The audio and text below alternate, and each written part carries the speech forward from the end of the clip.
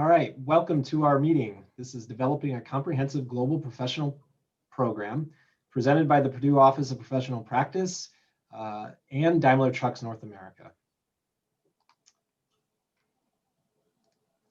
My name is Joe Tort. I am the Associate Director for the Purdue University Office of Professional Practice. I've been at the university for about 9 years. My tasks include organizing the cooperative education program here and the GEAR program, which you'll hear a lot more about in this session. Hello, everyone. My name is Francisco Montalvo. I'm the Assistant Director for Global Projects at the Office of Professional Practice. My role is mainly building relationships with partners abroad for research and student projects. And I'm also a proud alum of the program. I did GEAR in Germany back in 2007. So it's a real pleasure to be witness of the growth of the program. Hi, everyone. My name is Sarah Paradish. I'm currently an engineering program manager at Daimler Trucks North America. I also am an alum of the GEAR program and did my co-op sessions with Daimler Trucks North America. And I'm Jim Adelsberger. I'm a Purdue graduate working at Daimler Trucks North America, and I'm an engineering manager handling our component development. Hi, I'm Jenny Strickland. I'm the Senior Co-op Education Program Manager at Purdue Office of Professional Practice, and I'll be participating in today's presentation by asking some questions to the colleagues at the end. All right, thanks. We're going to go ahead and get started with our presentation. The Office of Professional Practice at Purdue has been operating for over 60 years. We have a variety of programs. We run the campus-wide co-op program. We run a program called Interns for Indiana, working with startup companies in the state of Indiana. A program called Milestones, which is new to the office, which is a series of technical skills development modules that students can take on an extracurricular basis. We're utilizing those to employ the feedback that we get from our employers about skills that our students can improve upon and giving them the opportunity to do that when they're back on campus. We run the GEAR program, which is our comprehensive global engineering training program. And we also run some professional skills courses, particularly to students in their first year of engineering, to help them build their resumes, help them talk to companies during career fairs and such. The program that we've been running the longest is our co-op program. Since 1956, we've been running our 5-session co-op program model in a similar manner throughout that time frame. We have a program schedule set up that allows students to alternate between a semester of work and a semester of study on campus, generally taking students 5 years to graduate. Co-op program is not a required program at Purdue. It is a certificate program, so students are able to earn a certificate to add to their degree program upon graduation. A second module that we added about 15 years ago is our 3-session co-op model. This helped us to expand the number of students who could participate in the co-op program, as many employers were looking for students who had a little bit more academic experience prior to starting, so that allowed us to expand our company base. In 2003, Purdue recognized that we had almost no engineering students studying abroad. So we were looking for a program that could allow students to have an extended international experience as well as professional practice experiences. And so the GEAR program was developed. GEAR stands for the Global Engineering Alliance for Research and Education. In 2003, we worked pretty small. We had only about 6 students who went to university partners in Germany. And the next year, we had students going to Germany and China. Fast forward nearly 20 years later, and we have over 400 students going to several different countries around the world, and the program open to all engineering majors. The program includes over 550 program alums, and the students who participate in the program are able to earn a minor in global engineering studies that will go along with their major in their academic discipline. The program, we are recruiting students at the end of their first year, generally speaking. The program requires quite a few things in order for those students to earn their minor. That includes 12 credits of a foreign language study, which generally is completed prior to the student going abroad during their third year. We are trying to send students to countries that correspond with their foreign language so that they can increase their language proficiency. Many of our students end up quite good at foreign languages, many fluent in a second language. The program requires professional and cultural workshops that we do during the student's second year after they've been selected. That is to prepare them for opportunities in industry and also opportunities overseas. It includes at least one domestic internship experience that generally happens for most students after their second year. The program includes 3 one-credit global competency seminars. Students take one course prior to going abroad to help them prepare for the experience, one course while abroad to help them maximize the experience, and one course when they come back to help them continue the process of their global competency development. The program includes 1 semester of study abroad that generally happens during the student's third year, an international internship. That international internship is usually combined with the study abroad, meaning that a student will do a minimum of 5 months of study abroad, minimum of 3 months of internship, sometimes as many as 6 months. And in fact, even some students have done a full year of internship after their study abroad. Those internships generally take place in the same country as a study abroad. The program includes a global design team project where students are working with engineering students from partner universities on an engineering project. That can be done anytime during the student's academic program. And then it's finalized with poster presentations at the end where students are able to speak about their experiences and share that with our campus community. That also happens to be a pretty good recruitment event for new students into the program.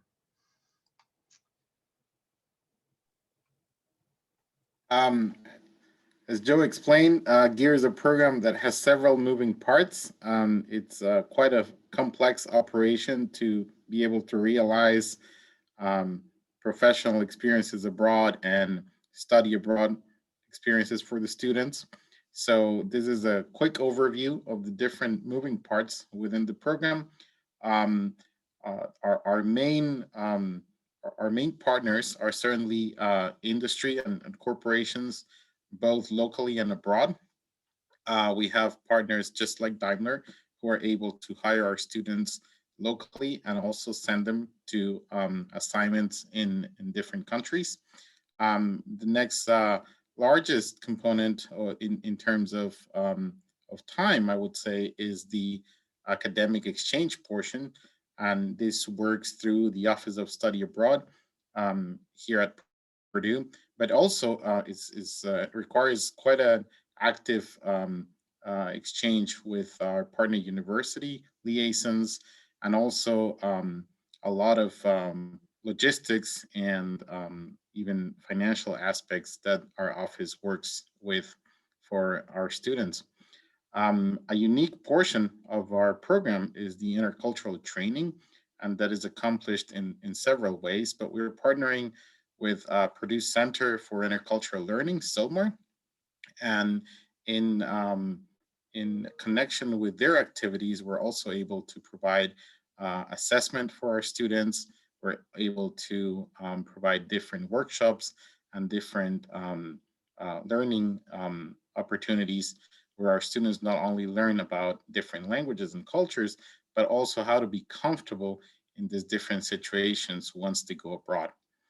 Lastly, we have a strong professional development component, and that's greatly thanks to our strong alumni network. We have a peer mentorship program that is embedded within the requirements of the program.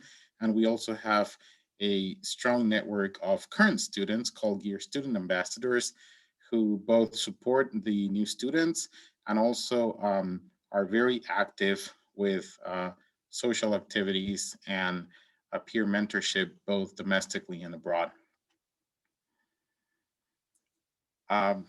Very important pillar of the GEAR family within Purdue are the gear coordinators. Each engineering discipline that offers the program within engineering has a gear coordinator who is in a way the gateway of the program. The coordinators are the ones who receive the applications.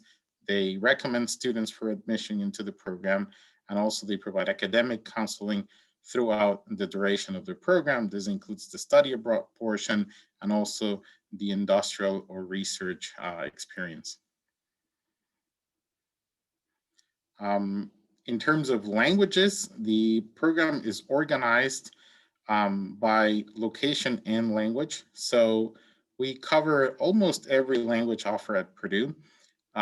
We have corresponding study abroad locations.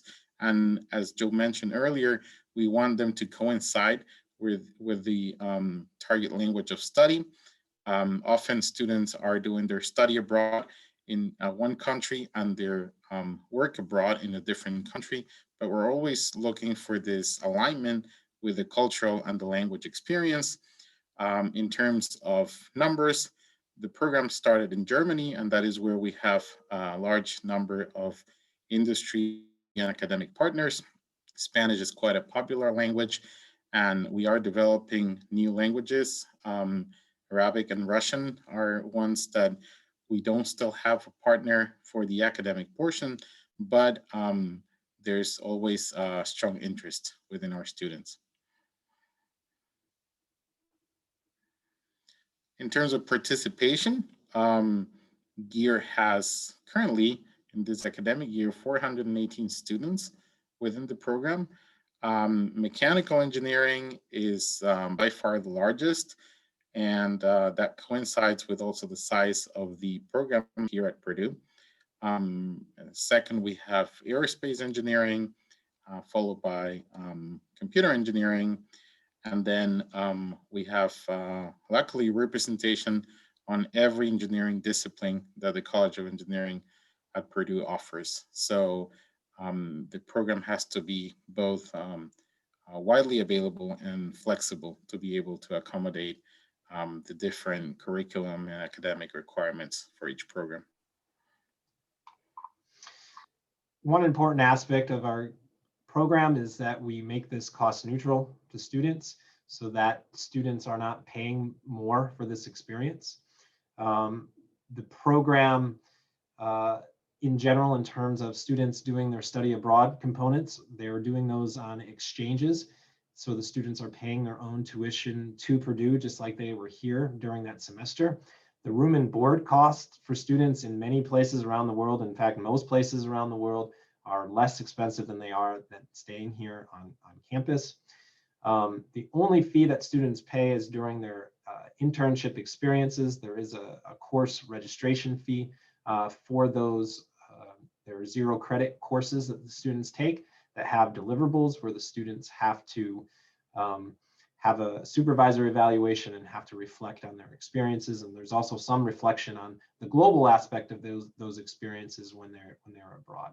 So those courses do have the fee, and that's really the only fee that students will pay for the program. There are a lot of scholarships for students here at Purdue. For study abroad students, we have quite a few grants that allow for students, especially taking longer term study abroad, up to $5,000. And in fact, all the students who take our international training course while abroad, which is required in the program, will receive a $2,000 grant upon completion of that course. In addition to that, one thing that we look at in terms of compensation for students overseas, in many places around the world, compensation varies. Sometimes compensation might be a little bit low. And so our goal is to help students earn enough to pay for their cost of living while they are abroad. So in cases where maybe that's not possible, we are raising money to help students fund those experiences. So that money raised may come from corporate sponsorships, or also comes from alums of the program. We have many industry partners that we're trying to get involved in the program.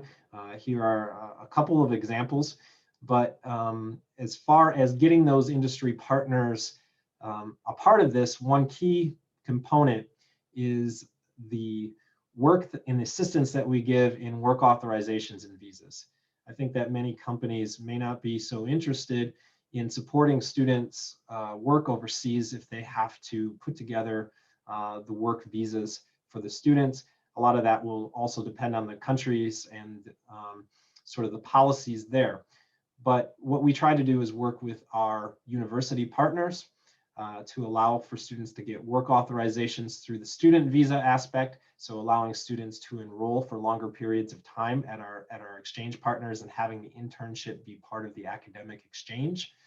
And then in some cases, utilizing third-party providers that can help us with the visa process. So our goal is to help make sure that we can help accommodate the students' visas so that the company doesn't have to. And then when we speak about arranging experiences abroad or internships abroad, we have several different ways that we're doing this. One of the main ways that we like to do is sort of through this co-op model by connecting with companies who are able to provide experiences both in the US and overseas. So really a longer term investment by the company, a way for that company to build a global leader. So we're working to develop those partnerships. Students will also go out and find some of their own opportunities. We're directing students to try to connect with global companies for their first internship in the US, for whom they might be able to impress and potentially build a relationship with their entities abroad. And then we're also building some standalone partnerships with companies in certain places around the world. Generally, those places are in the places where we're sending exchange students. And so we might work with a lot of our university partners to help make those connections. And then I think a component that's important, and this can kind of show you, and it's going to go into our talk with our colleagues from Daimler, is the plan of study that a student might have. And with our relationship with Daimler and now several other companies, we've developed a way that connects our GEAR program with our 3-session co-op module. We can also connect it with our 5-session co-op module, which just means that students have more work opportunities, with one of those work opportunities being international. And one component, as we moved on and we expanded the program, originally the program was for 2 internship experiences. Many of our global partners became concerned about the second internship being abroad and potentially not being able to recruit that student for a full-time opportunity since maybe they've lost some contact with the student. This type of module allows for that student to sandwich that international experience in between experiences in the US. So the company can take advantage of that student's international experience, as well as be more able to offer them full-time roles after they graduate. So with that, I'm going to pass it over to Jim and Sarah, who can speak a little bit more about how Daimler is interacting with the GEAR program here. Thanks, Joe. So the Daimler Trucks is truly a global organization with the facilities around the world. The map that is shown shows our 7 powertrain development centers that we do work out of. So what do I mean by our global organization and how it connects in with the Purdue GEAR program? So we truly do our development around the world, meaning that we can have parts of our product being developed, say here in the US, and other parts somewhere else in the world. In the end, we all come together so that we can sign off to make sure that the product is ready to be released and manufactured at one of our facilities. The right is an example of our globally common powertrain, where you'll find it in North America, Europe, and Asia. The only thing that's really different about it is the name of it. So in the US, because of the branding, it's known as Detroit. In Europe, it's a Mercedes-Benz. And in Asia, it's known as a Fuso product. But in the end, it's one product that we have developed together. This is the most exciting part of our job, because we're able to work with many different people around the world on a daily basis. So to be successful, we've learned that you have to understand the culture, the language, and how each other works in order for us to be able to bring the product together in the end. That's how the Purdue Gear program really fits our business model, because those students get that experience before they graduate. Yeah, so as a company, we definitely have a preference for co-op students because we know that they've had continued experience with us, and it's even better if that includes gear. So the way we structure our co-ops, whether 3-session or 5-session, is to put students in these evolving work rotations. So for the first sessions, we place students in a department that has relevance to their major, a broad overview of our company, and involves a lot of hands-on product familiarization. And then we support these students by pairing them with a mentor that gives them plenty of guidance for an intern project. For the next rotation, we like to add a little bit of complexity, add some technical concepts. For gear students, this would be the global rotation. So based off of feedback from the first rotation, we would place them in another department, still giving them a mentor, still giving them a project, just a little bit more complex. And then for the last rotations, we try to place students in a group that closely resembles their post-grad interests. So we'll give them a complex technical project, and we support them to work semi-autonomously as they would if they were full-time employees. So gear or not, students have a similar co-op experience with our company. And then as far as where we are placing students, we have a lot of cross-functional areas identified to try to give students different technical opportunities so they can work somewhere specific to their interests, and also so they can be more well-rounded and see different sides of the company. I think for students, there's a huge benefit to being able to see product development, moving to how a product is manufactured, and then how that product is serviced in the field. So most of these groups we also have aligned internationally. So it's easy to fit in with the gear program, and it's easy to personalize a student's rotation schedule and give them several different options throughout their co-op experience.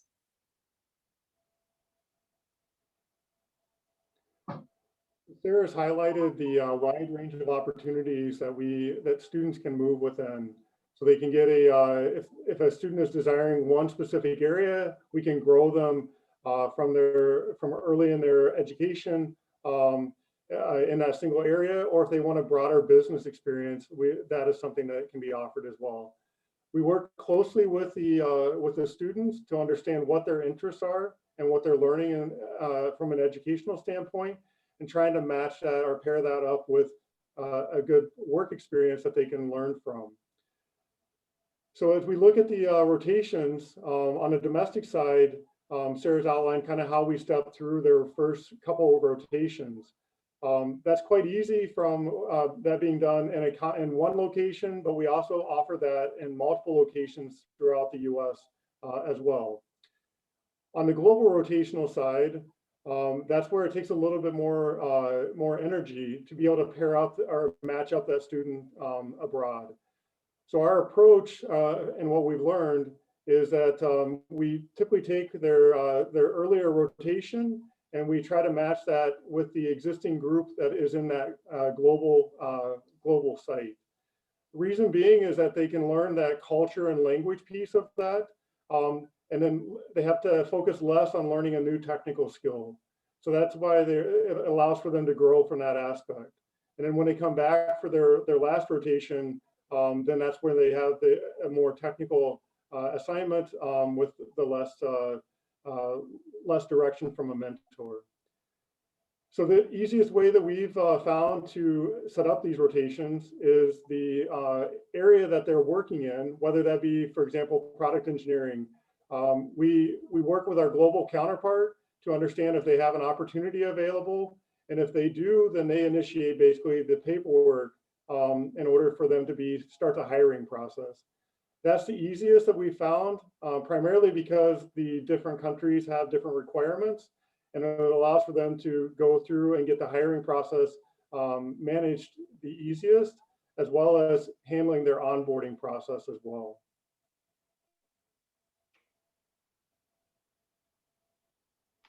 So some questions, as we don't have an audience, I thought I might ask some questions.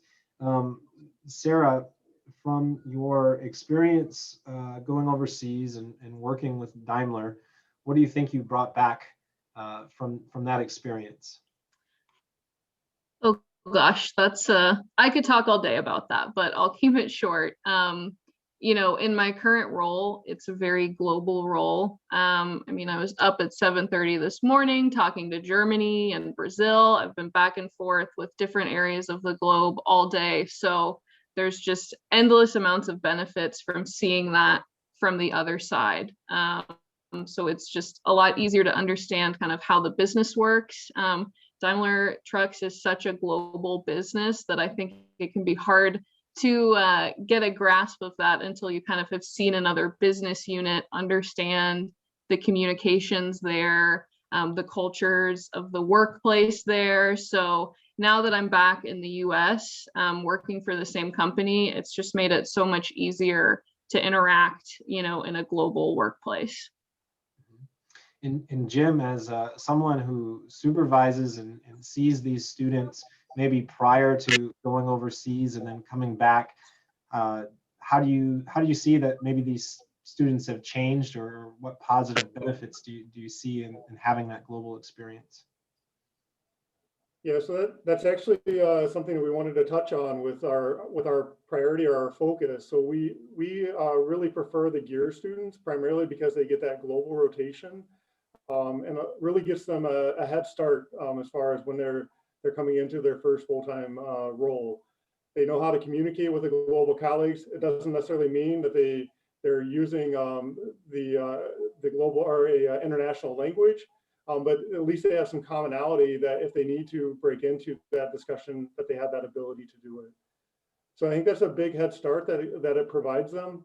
And then on the co-op side, we really like to see them multiple times because we can see growth from someone that's either a freshman or a sophomore. And as they've evolved with their technical learnings that they've had at the university, and then being able to see the application in industry, we see them to be able to grow, and when they come on full time, they're really accelerating as far as the types of roles and responsibilities which they're able to take on. Well, thank you so much for what you do for us at Purdue and also for other universities. I know that many students have great experiences, and it's a great partnership that we've been able to build. As we speak about this, so we talked a little bit about students and their abilities after having their international experience. One big thing for our program was that we build global engineers. So people who are able to communicate with people who have different backgrounds than them, realize that people think differently in different parts of the world, communicate differently in different parts of the world, and are able to adapt their own behaviors to be most effective in that. And so the question is, how do we know that we're actually creating students like this? About 5 years ago, we started doing a lot of research on this, and we found out that many students who were participating in global programs, their mindsets weren't necessarily changed like we thought they were changed. And I'll talk a little bit about how we measure that in a minute. So we wanted to get at that, and what we did is we decided that we were going to develop a series of courses that helps with the intercultural training for the students. So it starts out with a course that we call ENGR 297. The students usually take this the semester right before they go abroad. They get a lot out of this. They actually are mentored by older students who have been abroad to help them with the logistics of the international experience. So talking to them about things like what to expect at the university, what the study regimen might look like, how to register for classes, how to get housing in the locations where you're going. But we're also introducing students to areas of global competency.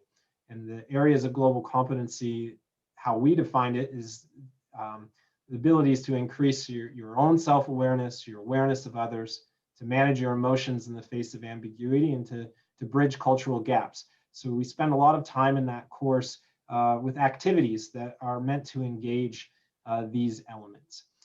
And we also do something called the IDI, and I'll explain that in a minute, but this is the Intercultural Development Inventory Assessment. In the second class, ENGR 397, this is a course that students take online while they're abroad. In this course, the students have 12 written assignments that they do on a weekly basis. They submit those assignments to a mentor back here at Purdue who provides them with feedback on each of those assignments. Those assignments are meant to challenge that student and help them engage more fully in the culture, to do things that they may not have thought of doing, to experiment with different things, such as, how do people take compliments in this culture, and what are their reactions to it, and what are your own reactions to compliments, and how does that compare?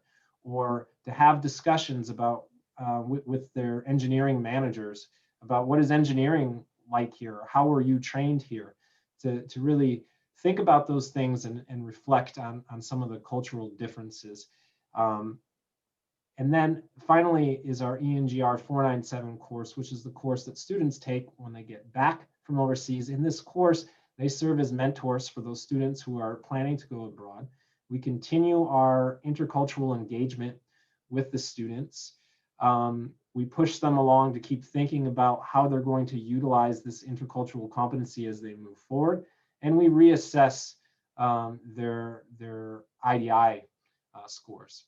And so when we talk about IDI, we're talking about Intercultural Development Inventory. And this is based on the model of intercultural sensitivity created by Milton Bennett some years ago. This posits that people go through different phases in their understandings and their ability to work with others. You have some different phases early on, maybe a phase of denial where you see things really through your own lens. You don't really understand that people think differently than you. You might know that they speak other languages, but you don't really understand that they necessarily may interact differently. In a stage like polarization, you might start to notice that those differences exist. You're still seeing things through your own lens. In a lot of ways, you're reacting and making a judgment on those differences. Either those people do it maybe so much better than us, or maybe those people, I can't understand why they do it that way. That's sort of your framework.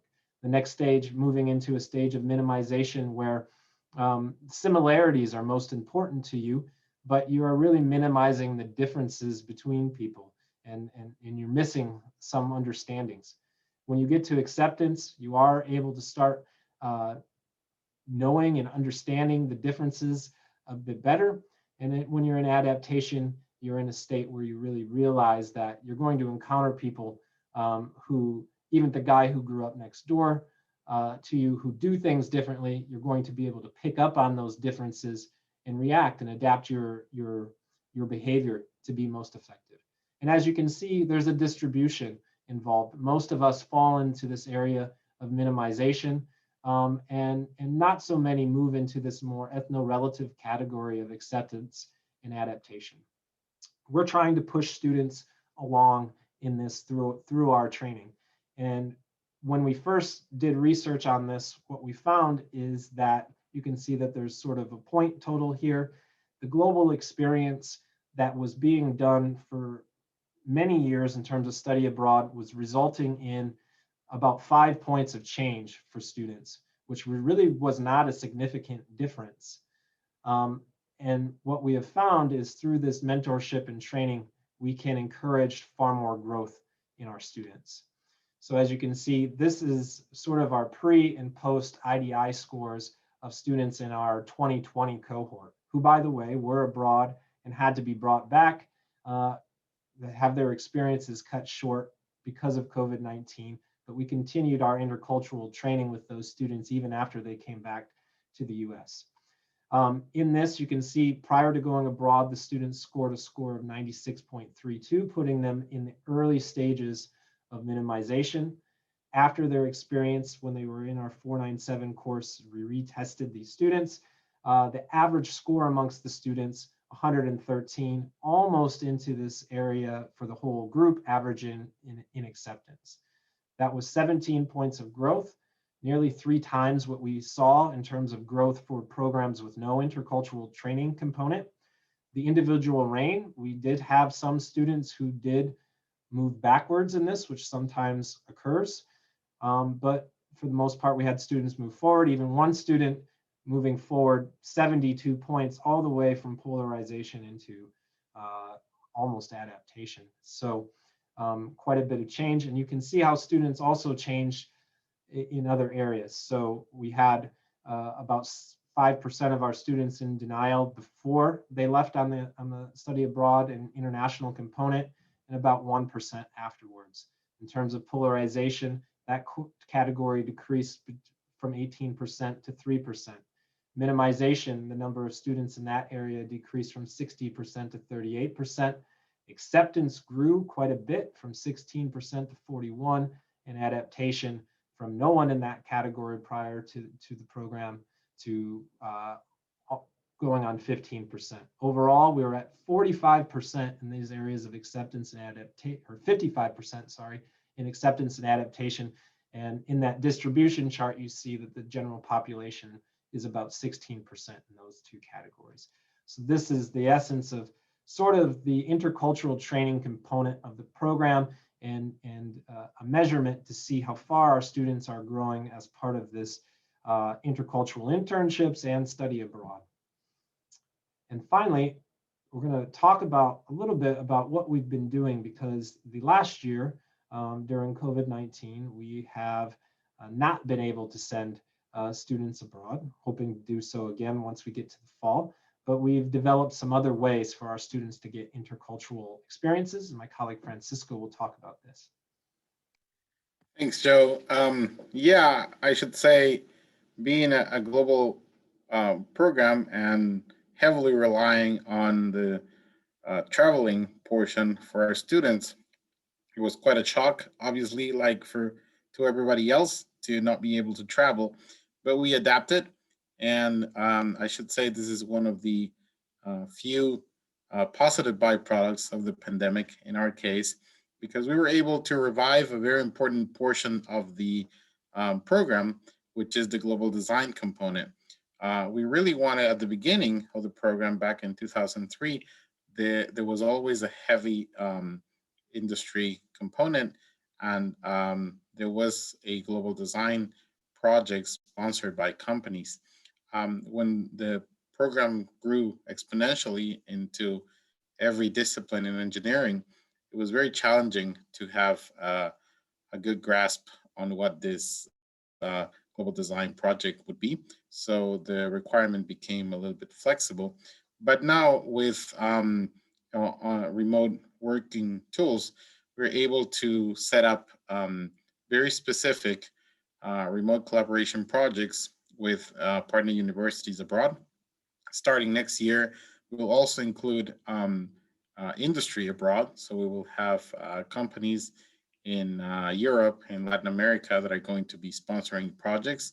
And the idea is for students to be able to carry on this experience in collaboration and also under mentorship of faculty and students locally and abroad. And sometimes this will happen before they have traveled, and this is really giving them a taste of what they will encounter once they go abroad. And I think, to Sarah and Jim's points, it's really how global engineering is nowadays, right? You cannot be a global engineer without having to talk to Europe early in the morning every day. And it's just a reality. We want our students to have at least a hint of that experience before they graduate, and certainly for the gear students before they go abroad and they experience it firsthand. So this component of the program has had an important growth in this single year. We had close to 120 students enrolled, combined the partner universities and Purdue. And like I said, it's a happy renewal of an important component of the program. And I would add that as a component of these global design team courses, where students are interacting frequently with students from overseas, one aspect of this is intentional discussions on intercultural teamwork that go on amongst the teams. So students can be providing each other feedback about, hey, I'm struggling with this, or I'm struggling with this, or I don't understand why you're doing it this way, so that we can have that conversation and really learn how to work on an intercultural team. And the other aspect of this, which is kind of interesting as it turns out in terms of assessment, is we are starting to do some work to assess the growth in teamwork skills for students in these projects. So we'll be hopefully back here in another year or so talking about assessment of teamwork skills and how we're able to work with students to grow those as well. So that kind of wraps up some of what we wanted to talk about in regards to building a program like this. It does require a lot of collaborations with different entities. So our industry partners, governmental partners in some cases, university partners, and lots of collaborations locally within our university. We came up with some questions, maybe since we don't have audience to ask us. And I'm going to have Jenny maybe go through some of the questions maybe we didn't explain so well during the presentation. Thanks so much, and thanks for all the wonderful information about how Purdue's developed this outstanding program and works with amazing partners like Daimler and more. It's really neat just to see the success and hear from both sides how it works together. So let's start with, how do employers compensate for international work sessions? Yeah, so for us at Daimler, we found the easiest way is to compensate them based upon the local business unit in that region. So, for example, if students are doing their work abroad term at our Stuttgart, Germany facility, they would be compensated according to their internship or co-op program that they have going within that country. And for us as a university, this is what we're aiming for our partners, is to pay the students as they would pay those students locally. How does housing work for students who are working overseas? I'll let Sarah take that. Yeah. So there's nothing necessarily, handed to you for you're going to live exactly here. It's not set up. There's definitely a benefit in that and trying to figure it out for yourself. But like Joe mentioned, there's that class after students come back from their gear program where they're helping mentor other students. And that is, for example, one of the topics that is made much easier by hearing from students that, had been through that. Because really, it's not that hard to find housing abroad if you have the right resources and everything available to you. So having the past students give some advice on student housing in the area that's affordable, close to where you might be working or going to school, that was really valuable as a student to get that insight from students that had already been there. And I would say the challenges on finding housing for students really vary depending on where they're going to go. Some places might be harder than others. But the key for us is the mindset of the student. We're trying to build students who are able to be flexible, adaptable, and can fend for themselves. I mean, that's part of being able to travel internationally and do things internationally, is that you're able to do things on your own. You're able to meet challenges. And so we try to instill that in the students early on. We try to give them a lot of preparation to know, hey, this is going to be a very individualized program. We can't necessarily do everything for you. We're going to try our best to help you out. We're going to try our best to give you the resources, to give you other people, to connect you with other people who have experience. But ultimately, these are some of the things that you're going to have to do on your own. Yeah, and I think those, what you've outlined is really important, because as you look at when they come on full time, and as they have opportunities to do like expat assignments and things like that overseas, the employees that are able to find their way are a lot more successful in being able to do those rotations. So again, the GEAR program really sets that up to really as a strong foundation for the employees when they become full time. So that segues into the next question, which is both for you, Jim and Sarah. How successful are retention rates for placing students for full-time work post-graduation and after they've completed this global experience? Yeah, so for us, we view our intern co-op GEAR program as our future employees. So we're really using that to as really their interviewing process as they're coming through. And so we want to, our expectation is that we have a retention rate, a very high retention rate.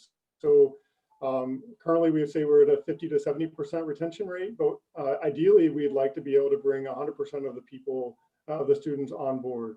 And that's one of the clear goals that we have within Daimler Trucks that's been established with our HR group, is to be able to bring them on full-time upon graduation. I can add too, from a student point of view, when I was looking at offers for full-time jobs and trying to decide what I wanted to do, I looked around, but it was just so nice to have this company I've had this global experience with that I loved so much, and know that, you know, joining this company full time, I'd be able to continue these experiences that I had in my GEAR program, and that I know it's a global company, I'd be getting those global experiences. So that was definitely a major selling point for the full-time job, was just being able to continue the experience that I had already had.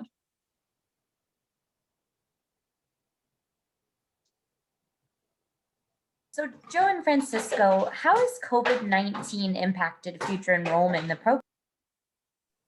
Yeah, maybe I'll take that one. I would say positively.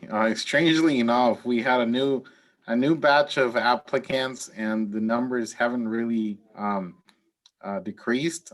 We had over 120 applicants for the new cohort. I believe the interest is ever growing among students to travel and to also become global engineers. I think that trend is not going to stop. If anything, COVID-19 was a hiccup. And I should say that we had a positive experience out of it. The general acceptance of industry and academic partners to remote work, remote projects, and remote collaboration in general has increased, and that has helped, I think, the student population within GEAR, because it's just going to be easier for them to get this head start on becoming global engineers. And I would also add to that our 2021 cohort, who unfortunately was not able to study abroad, most of those students stuck with the program, chose alternate experiences, or are deciding to delay graduation by taking on additional opportunities with industry this year, so that they can push back their international experience and still have that again next year. I know this was touched on a bit earlier, but I think this is a really interesting point for everyone who's watching today. Can you talk more about incentives for international partners to help with visas and work permits? Yeah, and so this has to do with the fact that we have very strong exchange partnerships with our university partners abroad. So we're not expecting them to do this for nothing. Our university partners would generally extend our students' exchange partnership, semester there, so that they can continue academically and work in an internship.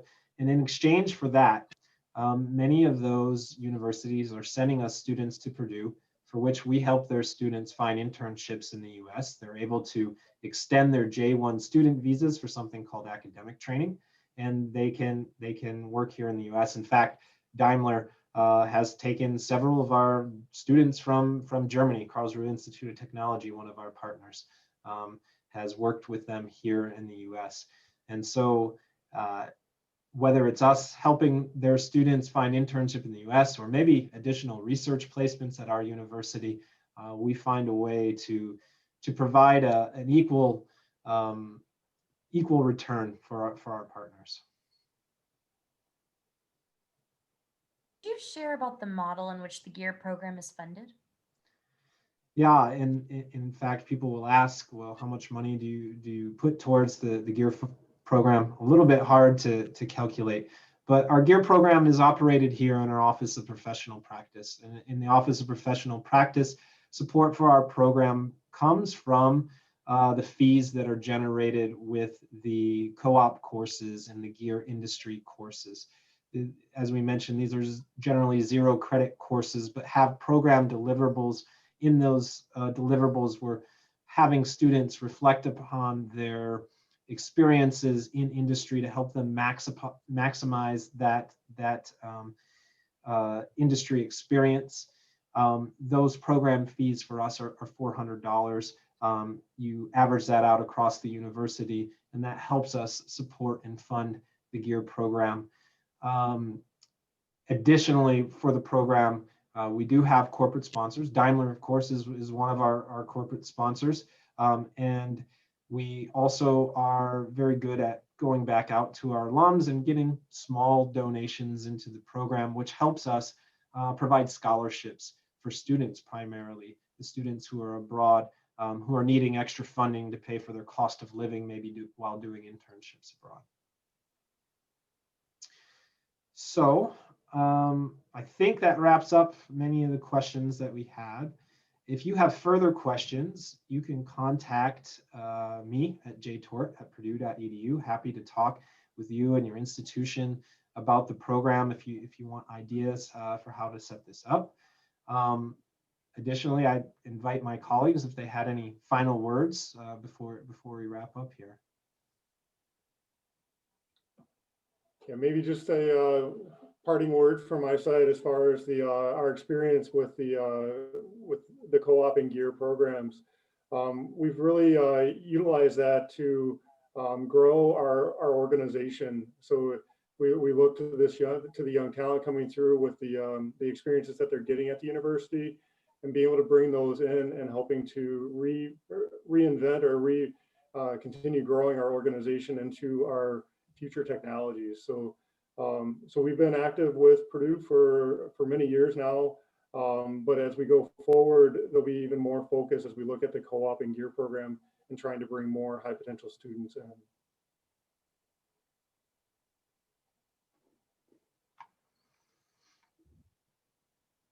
Just real quick, echoing James' words, I think the GEAR program is a great example of triple win. I think the students get the most out of it, but it is a considerable benefit for the industry and our partners abroad. So I think that really speaks out to the growth and the sustainability of the program.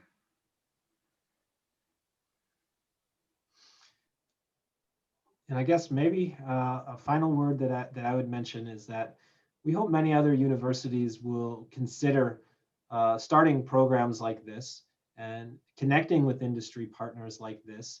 The more that we can do to increase the globalization of engineering or other disciplines and the global friendships between countries, I think that's good for the world in general. It's good for our students in general, but the more programs like this will actually make it easier for us to keep connecting as well. Having this model be something that's more commonplace, like say co-op in the US, the more industry partners know about a program like this, the better I think it will be for our universities, and easier to make these connections, and easier ultimately in the end to have global connectedness between our societies.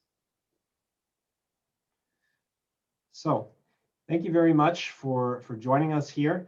And we were sorry that we weren't able to do this in person, but we hope that this was an interesting topic for you, and we look forward to engaging with everybody who was able to view our presentation. Thank you.